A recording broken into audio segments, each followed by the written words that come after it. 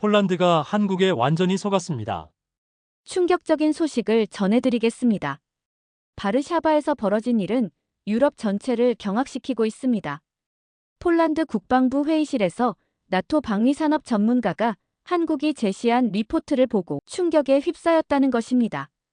한국이 제시한 자료들이 모두 실제 수치와 다르다는 내용이었는데요.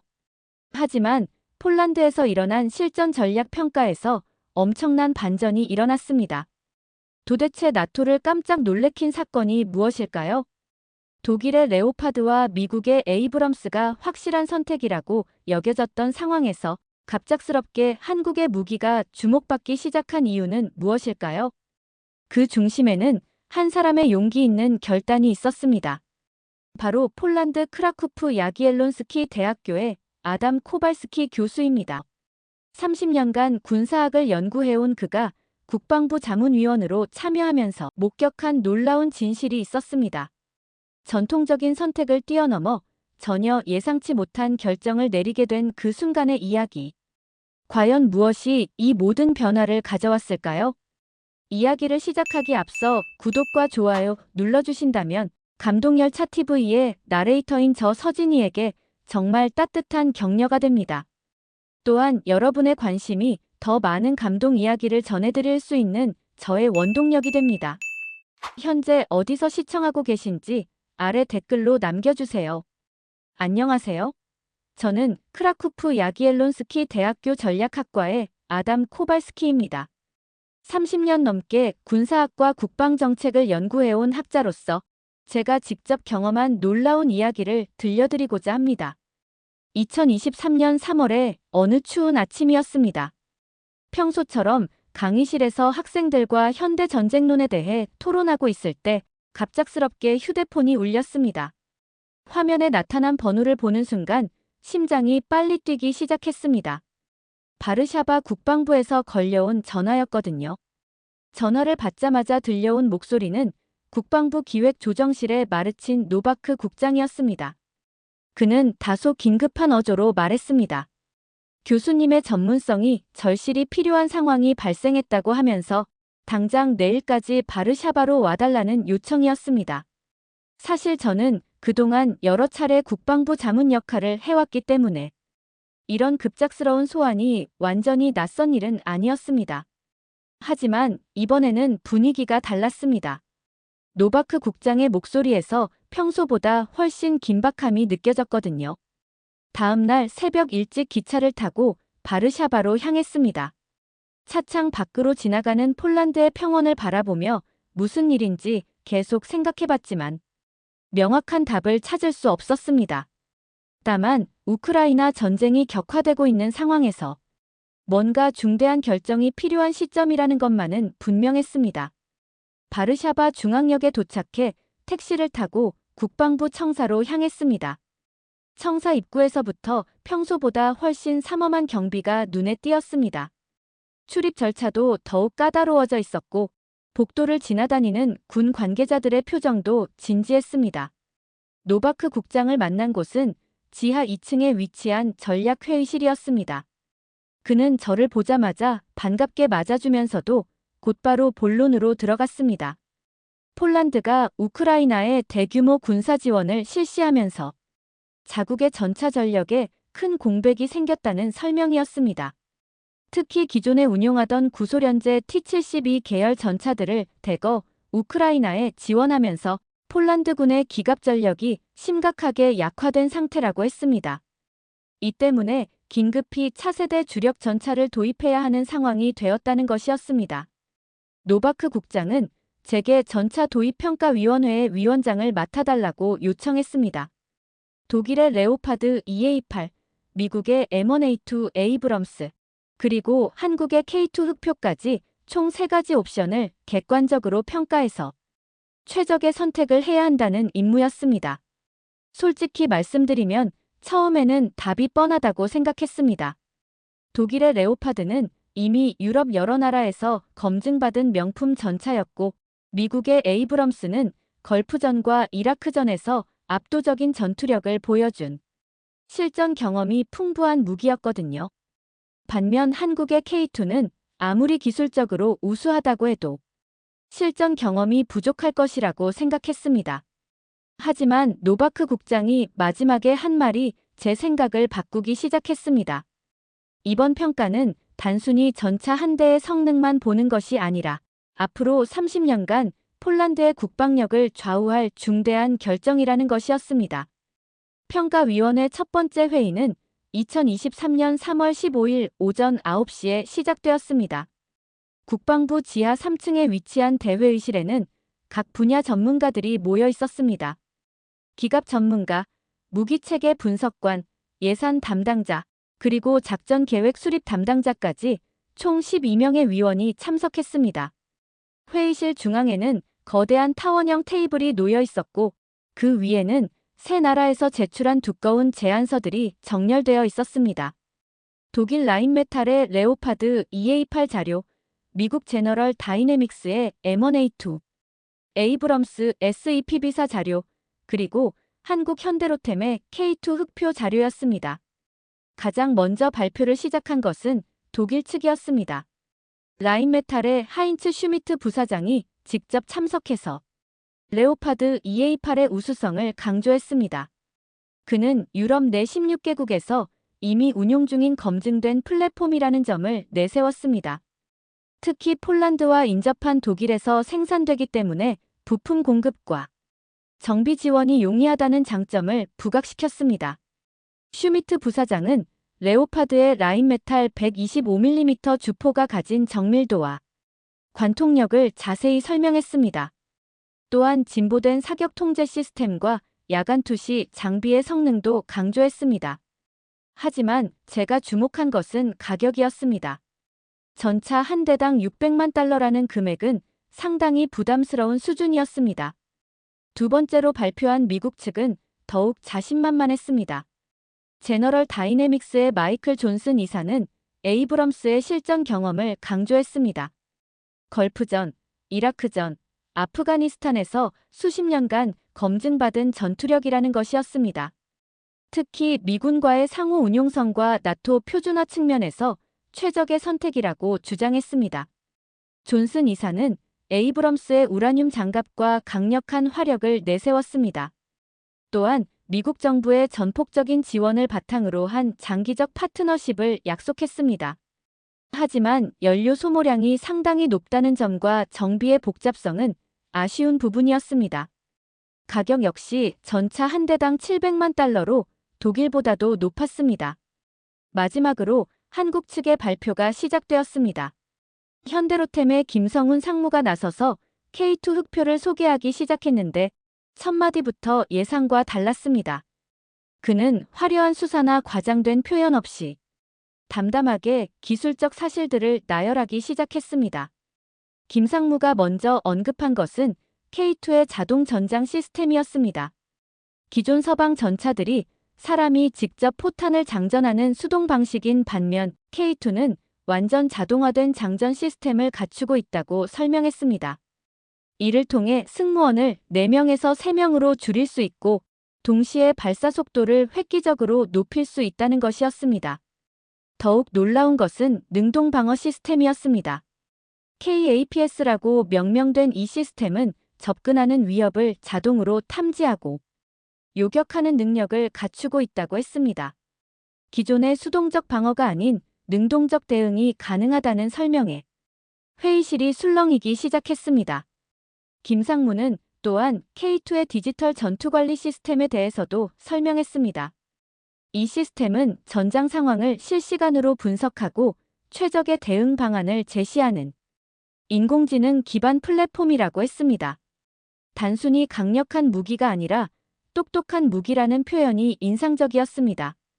가격 면에서도 K2는 놀라운 경쟁력을 보여주었습니다. 전차 한 대당 400만 달러로 독일이나 미국 제품의 절반 수준이었습니다.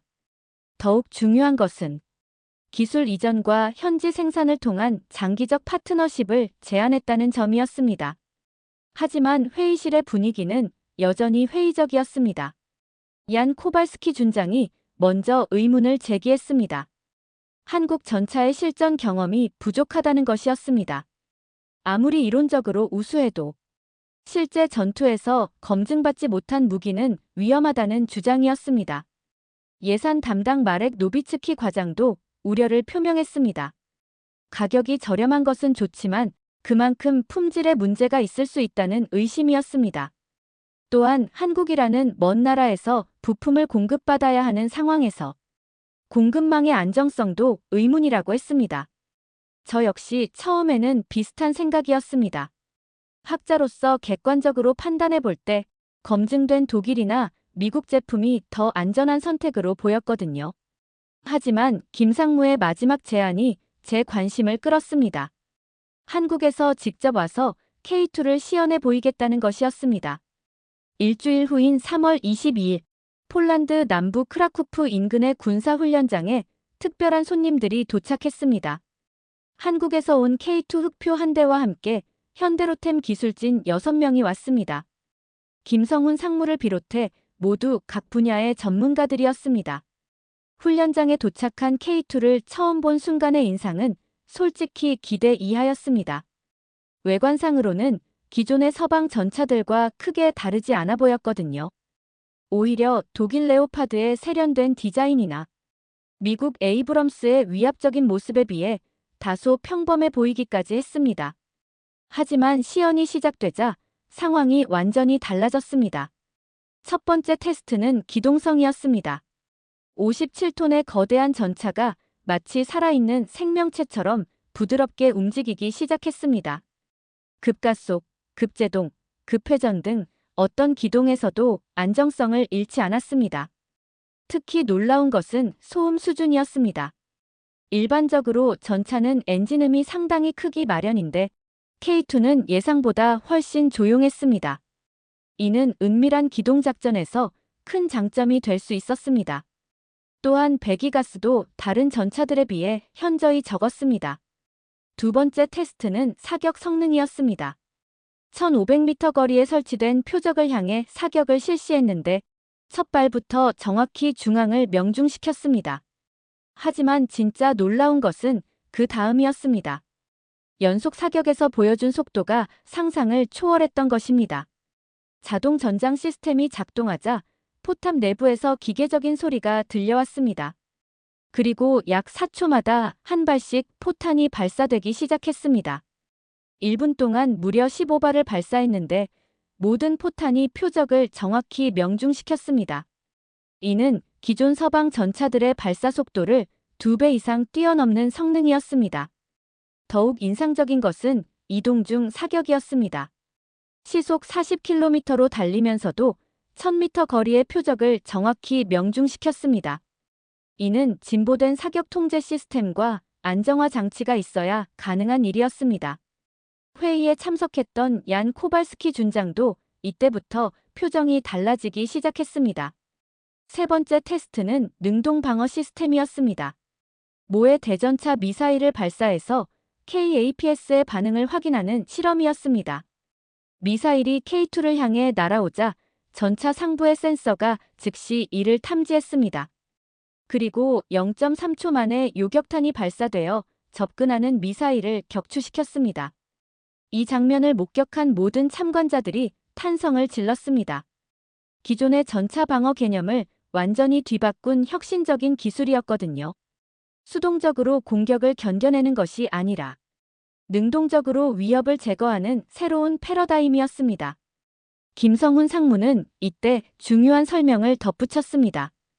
KAPS는 단일 위협뿐만 아니라 동시에 여러 개의 미사일이 접근해도 대응할 수 있다는 것이었습니다.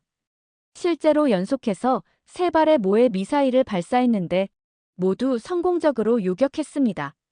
이는 현대 전장에서 흔히 발생하는 포화 공격에도 대응할 수 있음을 의미했습니다. 네 번째 테스트는 디지털 전투관리 시스템이었습니다.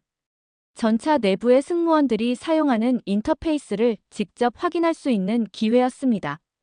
조종수, 포수, 차장이 각각 디지털 디스플레이를 통해 실시간으로 전장 정보를 공유하고 있었습니다. 시스템은 주변의 지형 정보, 아군 위치, 추정되는 적군 위치까지 종합적으로 분석해서 최적의 기동 경로와 사격 방향을 제안했습니다. 또한 탄약 선택도 자동으로 이루어졌습니다. 목표의 종류와 거리, 장갑 두께 등을 분석해서 가장 효과적인 탄종을 자동으로 선별하는 것이었습니다. 가장 놀라운 것은 학습 능력이었습니다. 시스템은 이전의 교전 결과를 분석해서 다음 상황에 더 나은 판단을 내릴 수 있도록 스스로 개선해 나간다고 했습니다. 이는 단순한 무기가 아니라 지능을 가진 전투 플랫폼이라고 할 수 있었습니다. 시연이 끝났을 때 훈련장의 분위기는 완전히 바뀌어 있었습니다. 처음에는 회의적이었던 참관자들이 하나둘 감탄사를 연발하기 시작했습니다. 특히 실전 부대에서 온 장교들의 반응이 열렬했습니다. 이들은 실제로 전차를 운용해본 경험이 있기 때문에 K2의 혁신성을 더욱 정확히 평가할 수 있었던 것입니다. 시연을 목격한 후 저는 더욱 객관적이고 과학적인 검증이 필요하다고 판단했습니다. 학자로서 감정에 휩쓸려 잘못된 판단을 내릴 수는 없었거든요. 그래서 평가위원회에 정밀한 성능 테스트를 제안했습니다. 4월 첫째 주부터 약 한 달간 진행된 정밀 테스트는 총 5개 분야로 나뉘어졌습니다. 화력, 방어력, 기동성, 신뢰성, 그리고 운용 비용이었습니다. 각 분야마다 폴란드군의 기존 장비와 비교 분석을 실시했습니다. 화력 테스트에서 K2는 압도적인 성능을 보여주었습니다. 125mm 활강포의 관통력은 기존 폴란드군이 운용하던 T7이 전차의 125mm 강선포보다 월등히 뛰어났습니다. 특히 최신 텅스텐 관통탄을 사용했을 때의 관통력은 3km 거리에서도 현존하는 어떤 전차의 장갑도 관통할 수 있는 수준이었습니다. 더욱 인상적인 것은 다양한 탄종을 운용할 수 있다는 점이었습니다. 대전차 관통탄, 고폭탄, 다목적탄, 심지어 유도탄까지 상황에 따라 선택적으로 사용할 수 있었습니다. 자동 전장 시스템은 목표의 특성을 분석해서 최적의 탄종을 추천해주는 기능도 갖추고 있었습니다. 방어력 테스트에서는 능동 방어 시스템의 진가가 드러났습니다. 다양한 각도와 속도로 접근하는 모의 위협에 대해 97%의 요격 성공률을 기록했습니다.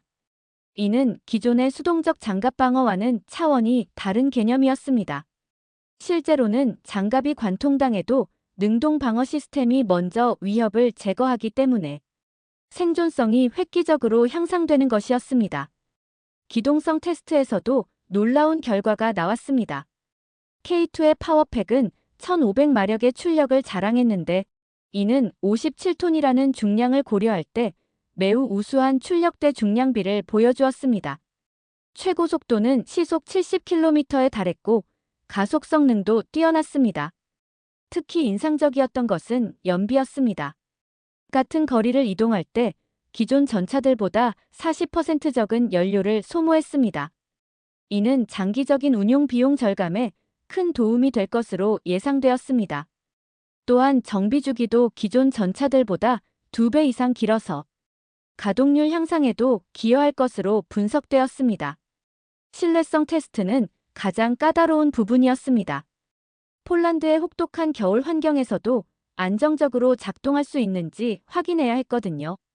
4월 말부터 5월 초까지 폴란드 북부의 혹한 지역에서 테스트를 실시했습니다. 영하 20도에서 영하 30도까지 다양한 온도 조건에서 K2를 가동해봤는데 모든 시스템이 정상적으로 작동했습니다. 엔진 시동, 포탑 회전, 자동 전장치, 사격 통제 시스템까지 추위로 인한 오작동이나 성능 저하가 전혀 없었습니다. 김성훈 상무의 설명에 따르면 K2는 시베리아나 북극 지방에서도 운용할 수 있도록 설계되었다고 했습니다. 실제로 핀란드에서 실시한 혹한 테스트에서도 영하 40도까지 정상 작동했다는 기록이 있었습니다. 운용 비용 분석에서는 더욱 놀라운 결과가 나왔습니다. 초기 도입 비용이 저렴할 뿐만 아니라 장기적인 운용 비용도 매우 경제적이었습니다. 연료비, 정비비, 부품비를 모두 합쳐도 기존 전차들의 60% 수준이었습니다. 특히 한국 측에서 제안한 기술 이전과 현지 생산 계획은 매우 매력적이었습니다. 단계적으로 폴란드 내에서 부품을 생산하고 조립할 수 있도록 지원하겠다는 것이었습니다. 이는 단순한 무기 도입을 넘어서 폴란드 방산업 발전에도 큰 도움이 될 것으로 예상되었습니다. 이 모든 테스트 결과를 종합해 볼 때 K2는 기존의 서방 전차들을 여러 면에서 뛰어넘는 성능을 보여주었습니다. 더 중요한 것은 미래 지향적인 기술들을 갖추고 있다는 점이었습니다. 단순히 현재의 위협에 대응하는 것이 아니라 앞으로 10년, 20년 후의 전장 환경까지 고려한 설계였습니다. 성능 테스트 결과가 나온 후 상황이 급변하기 시작했습니다. 5월 셋째 주에 갑작스럽게 독일과 미국 측에서 추가 미팅을 요청해왔습니다. 공식적으로는 보완 자료를 제출하겠다는 명목이었지만 실제로는 한국의 예상치 못한 선전에 당황한 기색이 역력했습니다. 독일 라인메탈에서 온 새로운 제안은 상당히 공격적이었습니다. 기존 가격에서 15%를 할인해주겠다고 했고 폴란드 내 정비센터 설립과 기술자, 교육 프로그램도 추가로 제안했습니다. 심지어 차세대 레오파드 개발 프로젝트에 폴란드를 파트너로 초청하겠다는 파격적인 조건까지 내걸었습니다. 미국 측의 대응은 더욱 직접적이었습니다. 제너럴 다이내믹스 외에도 미국 국방부 관계자까지 바르샤바를 방문했습니다. 그들은 에이브럼스 도입 시 미군과의 합동훈련 확대, 첨단 무기체계 우선 제공, 그리고 나토 내에서의 폴란드 위상 강화를 약속했습니다. 더 나아가 미국 측은 정치적 압박도 가해왔습니다. 폴란드가 만약 한국을 선택한다면 향후 미국과의 다양한 협력 사업에서 어려움이 있을 수 있다는 암시를 주었습니다. F-35 전투기 추가 도입, 패트리어트 미사일 시스템 업그레이드, 그리고 사이버 보안 협력 등에서 재검토가 필요할 수 있다는 것이었습니다. 이런 상황에서 평가위원회 내부에도 균열이 생기기 시작했습니다. 얀 코발스키 준장을 비롯한 일부 위원들은 한국의 기술적 우수성을 인정하면서도 정치적 현실을 고려해야 한다고 주장했습니다. 특히 나토 표준화와 동맹국과의 관계를 우선시해야 한다는 입장이었습니다. 반면 마렉 노비츠키 과장 같은 실무진들은 순수하게 성능과 비용 효율성만을 기준으로 판단해야 한다고 맞섰습니다. 폴란드의 국방력 강화가 최우선이며 정치적 고려사항은 2차적인 문제라는 주장이었습니다. 저는 이런 상황에서 깊은 고민에 빠졌습니다. 학자로서 객관적 데이터를 바탕으로 한 판단과 현실 정치의 압박 사이에서 어떤 선택을 해야 할지 쉽지 않았습니다. 밤잠을 설쳐가며 각국의 제안서를 다시 검토하고 또 검토했습니다. 그러던 중 결정적인 사건이 발생했습니다. 5월 마지막 주에 우크라이나 전선에서 놀라운 소식이 들려온 것입니다. 터키군이 시리아 북부에서 운용하고 있던 K2 전차들이 실전에서 뛰어난 성과를 거두었다는 보고였습니다. 터키군의 작전 보고서에 따르면 K2는 적의 대전차 미사일 공격을 받았음에도 불구하고 능동 방어 시스템으로 모든 위협을 성공적으로 차단했다고 했습니다.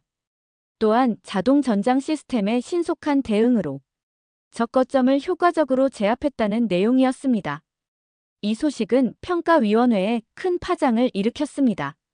그동안 한국 전차의 가장 큰 약점으로 지적되던 실전 경험 부족이 어느 정도 해소된 셈이었거든요.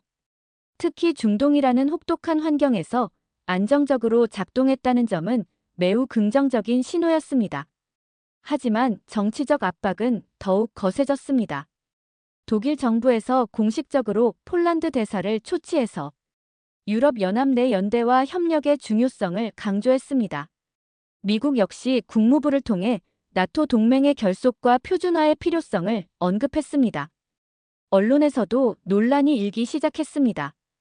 일부 보수 언론들은 검증된 서방 무기 대신 아시아 무기를 선택하는 것이 적절한지 의문을 제기했습니다. 반면 진보 언론들은 성능과 비용을 무시하고 정치적 고려만 하는 것은 잘못되었다고 반박했습니다. 국방부 내부에서도 의견이 분분했습니다. 국방장관과 참모총장은 신중한 입장을 보였지만 실무진들 사이에서는 격론이 벌어졌습니다. 일부는 동맹국과의 관계를 중시했고 다른 일부는 국가 이익을 우선시했습니다. 이런 복잡한 상황에서 저는 평가위원장으로서 명확한 방향을 제시해야 했습니다. 감정적 판단이나 외부 압력에 흔들리지 않고 순수하게 폴란드의 국방력 강화에 도움이 되는 선택을 해야 했습니다. 그래서 추가적인 객관적 검증을 실시하기로 결정했습니다. 6월 첫째 주부터 시작된 최종 검증은 그야말로 혹독한 시험이었습니다. 폴란드 북부 발트의 연안의 군사기지에서 실시된 이 테스트는 실전과 동일한 조건에서 진행되었습니다. 세 나라 전차 모두 동일한 임무를 수행하며 직접 비교하는 방식이었습니다. 첫 번째 테스트는 장거리 기동이었습니다. 200km 거리를 연료 보급 없이 이동하는 임무였는데 결과는 예상을 뛰어넘었습니다. K2는 가장 빠른 시간에 목적지에 도달했을 뿐만 아니라 연료 소모량도 가장 적었습니다. 레오파드와 에이브럼스가 각각 70%, 80%의 연료를 소모했을 때 K2는 50%만 사용했습니다. 두 번째 테스트는 야간 전투였습니다. 암시경과 열상 장비를 활용한 야간 사격에서 K2의 디지털 전투관리 시스템이 진가를 발휘했습니다. 목표 탐지부터 사격까지의 시간이 다른 전차들보다 30% 빨랐고 명중률도 95%를 기록했습니다. 세 번째 테스트는 복합 위협 상황이었습니다. 동시에 여러 방향에서 대전차 미사일과 로켓포 공격이 가해지는 시나리오였습니다. 이때 K2의 능동 방어 시스템이 압도적인 성능을 보여주었습니다. 총 8발의 모의 미사일 중 7발을 성공적으로 요격했습니다. 레오파드와 에이브럼스는 수동적 장갑에만 의존해야 했기 때문에 여러 발의 명중탄을 허용했습니다. 실전이었다면 심각한 피해를 입었을 것으로 분석되었습니다. 반면 K2는 거의 무손상 상태를 유지했습니다. 네 번째 테스트는 정비성과 신뢰성이었습니다. 일주일간 연속 운용한 후 각 전차의 상태를 점검했는데 K2가 가장 안정적인 성능을 유지했습니다. 특히 자동 전장치와 사격 통제 시스템에서 어떤 오작동도 발생하지 않았습니다. 다섯 번째 테스트는 극한 기후 적응성이었습니다. 인공적으로 조성한 영하 25도 환경에서 24시간 연속 가동했는데 K2만이 모든 시스템을 정상 작동시켰습니다. 레오파드는 일부 전자장비에서 문제가 발생했고 에이브럼스는 연료 소모량이 급증했습니다. 가장 인상적이었던 것은 여섯 번째 테스트인 다중 목표 교전이었습니다. 동시에 5개의 목표와 교전하는 시나리오에서 K2의 자동 전장 시스템과 디지털 전투관리 시스템이 완벽한 협조를 보여주었습니다. 위협 우선순위를 자동으로 판단하고 최적의 순서로 목표를 제거했습니다. 이 과정에서 K2는 3분 안에 모든 목표를 무력화시켰습니다. 반면 레오파드는 5분, 에이브럼스는 6분이 걸렸습니다. 현대 전장에서 시간은 곧 생존과 직결되는 요소이기 때문에 이런 차이는 매우 중요한 의미를 갖습니다. 테스트 결과를 종합해보니 K2의 우수성이 명확하게 드러났습니다. 화력, 방어력, 기동성, 신뢰성 모든 면에서 기존 서방 전차들을 앞서는 성능을 보여주었습니다. 특히 미래 전장에서 요구되는 디지털화, 자동화, 네트워크화 측면에서는 압도적인 우위를 보였습니다. 하지만 여전히 정치적 압력은 계속되었습니다. 독일 대사가 직접 저를 만나 유럽의 연대와 협력을 강조했고 미국 국방부 차관보가 바르샤바를 방문해서 나토 표준화의 중요성을 역설했습니다. 언론의 공세도 거세졌습니다. 일부 외신들은 폴란드가 서방 동맹을 저버리고 아시아로 눈을 돌리는 것 아니냐는 우려를 표명했습니다. 반면 군사 전문가들은 성능만으로 평가해야 한다고 맞섰습니다. 이런 상황에서 저는 평가위원장으로서 중대한 결정을 내려야 했습니다. 모든 객관적 데이터가 K2의 우수성을 보여주고 있었지만 정치적 파장을 무시할 수도 없었습니다. 하지만 학자의 양심과 전문가로서의 신념을 저버릴 수는 없었습니다. 6월 마지막 주에 열린 최종 평가회의는 그야말로 역사적인 순간이었습니다. 국방장관을 비롯해 참모총장, 각군 사령관들까지 참석한 확대회의였습니다. 회의실 안은 긴장감으로 가득 차 있었고 모든 참석자들이 제 발표를 주목하고 있었습니다. 저는 평가위원장으로서 지난 3개월간의 모든 테스트 결과와 분석 내용을 종합한 최종 보고서를 발표했습니다. 150페이지에 달하는 상세한 자료를 바탕으로 객관적이고 과학적인 분석 결과를 제시했습니다. 먼저 성능 비교 결과를 발표했습니다. 화력 측면에서 K2는 분당 15발의 발사 속도로 다른 전차들의 2배 이상 빠른 연사가 가능했습니다. 방어력에서는 능동 방어 시스템으로 97%의 위협 차단율을 보여주었습니다. 기동성에서는 최고의 출력대 중량비와 최저의 연료 소모율을 기록했습니다. 다음으로 비용 효율성을 분석했습니다. 초기 도입 비용은 경쟁 제품의 60% 수준이었고 장기 운용 비용까지 고려하면 전체 생애주기 비용이 50%까지 절약될 것으로 계산되었습니다. 이는 국방 예산의 효율적 사용이라는 측면에서 매우 중요한 요소였습니다. 기술 이전과 산업 협력 효과도 강조했습니다. 한국 측은 단계적으로 폴란드 내에서 부품 생산과 조립이 가능하도록 지원하겠다고 약속했습니다.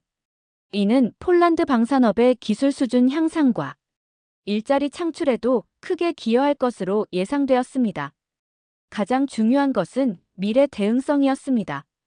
K2는 현재의 위협뿐만 아니라 앞으로 20년, 30년 후의 전장 환경까지 고려한 설계였습니다. 인공지능, 무인 시스템, 네트워크 중심전 등 미래 전쟁의 핵심 요소들을 모두 갖추고 있었습니다. 발표가 끝나자 회의실에서 격론이 벌어졌습니다. 일부 참석자들은 여전히 정치적 고려사항을 강조했습니다.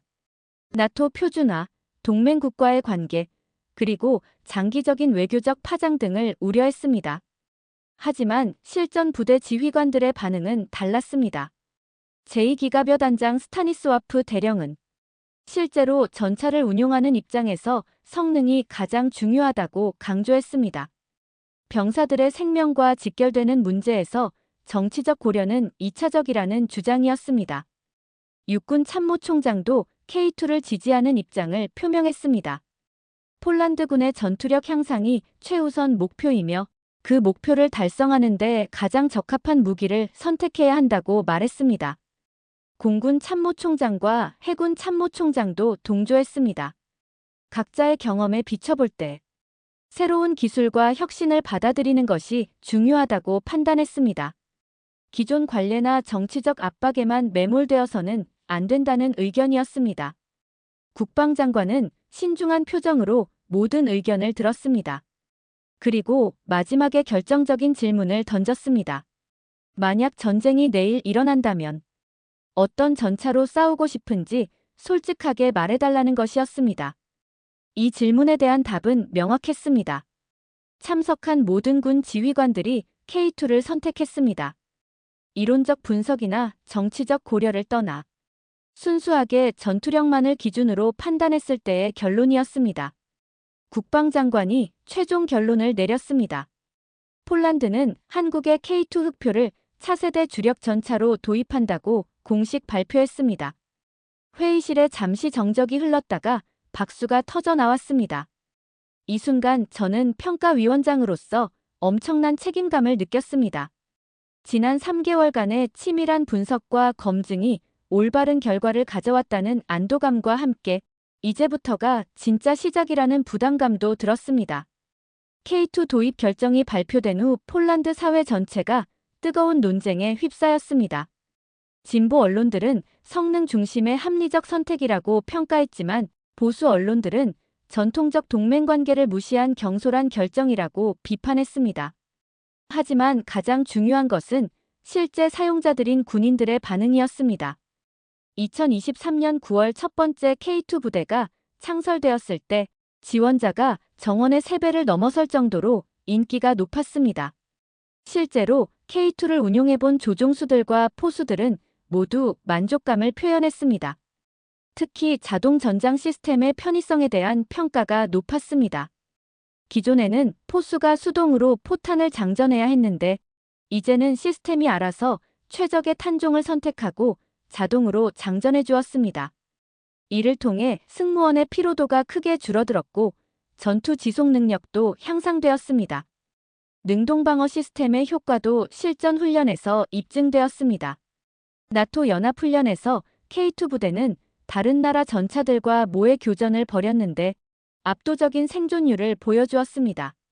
대전차 미사일 공격 상황에서 K2만이 피해 없이 임무를 완수했습니다. 디지털 전투관리 시스템도 큰 호평을 받았습니다. 실시간으로 전장 상황을 분석하고 최적의 대응 방안을 제시하는 기능이 특히 젊은 장교들에게 인기가 높았습니다. 기존의 아날로그적 전투 방식에서 디지털 시대의 새로운 전투 방식으로 패러다임이 바뀌는 것을 체감할 수 있었습니다. 한국과의 기술 협력도 예상보다 훨씬 활발하게 진행되었습니다. 한국 기술진들이 폴란드에 상주하며 기술 이전과 교육을 실시했고 폴란드 기술자들도 한국으로 파견되어 체계적인 훈련을 받았습니다. 이 과정에서 폴란드 방산업체들의 기술 수준이 눈에 띄게 향상되었습니다. 더욱 놀라운 것은 파급 효과였습니다. 폴란드의 성공 사례를 본 다른 유럽 국가들도 K2에 관심을 보이기 시작했습니다. 체코, 슬로바키아, 루마니아, 그리고 심지어 핀란드까지 K2 도입을 검토하겠다고 발표했습니다. 이는 유럽 방산업계에 큰 충격을 주었습니다. 그동안 독일과 미국이 독점하다시피 했던 유럽 전차 시장에 아시아 업체가 본격적으로 진출하게 된 것입니다. 경쟁이 치열해지면서 기술 혁신도 가속화되었습니다. 개인적으로는 평가위원장으로서의 임무를 완수했다는 성취감과 함께 새로운 도전에 대한 기대감을 느꼈습니다. K2 도입이 성공적으로 완료된 후 저는 차세대 전투기 선정 프로젝트의 책임자로 임명되었습니다. 이번에는 한국의 KF-21 보라매가 후보 중 하나였습니다. 돌이켜보면 이 모든 과정에서 가장 중요했던 것은 객관적 데이터와 과학적 분석이었습니다. 정치적 압력이나 기존 관례에 휩쓸리지 않고 순수하게 성능과 효율성만을 기준으로 판단했기 때문에 올바른 결정을 내릴 수 있었습니다. 또한 단순히 무기가 아닌 철학과 파트너십을 선택해야 한다는 점이 현실이 되었습니다. 한국은 일방적인 판매가 아닌 상호 협력과 동반 성장을 추구했습니다. 기술 이전과 공동 개발을 통해 폴란드도 함께 발전할 수 있는 기회를 제공했습니다. K2 도입 결정은 폴란드 국방사에 새로운 장을 열었습니다. 전통적인 서방 중심의 무기 도입에서 벗어나 글로벌 시각으로 최적의 선택을 하는 전환점이 되었습니다. 이는 다른 분야에서도 혁신적 사고와 과감한 도전 정신을 발휘하는 계기가 되었습니다. 지금 돌아보니 그때의 결정이 얼마나 중요했는지 실감합니다. 폴란드는 30년간의 시행착오와 실패를 딛고 한국이라는 새로운 파트너를 만나 진정한 도약의 기회를 얻었습니다. 이것이 폴란드 방위 산업의 새로운 출발점이 될지 온 세계가 주목하고 있습니다. 여러분은 이 이야기를 어떻게 생각하시나요? 대한민국이 세계 무대에서 인정받는 기술력으로 당당히 경쟁하는 모습이 정말 자랑스럽습니다. 구독과 좋아요로 응원해주시면 더욱 재미있는 이야기로 찾아뵙겠습니다. 해외 감동 사연을 소개해드리는 감동열차였습니다. 감사합니다.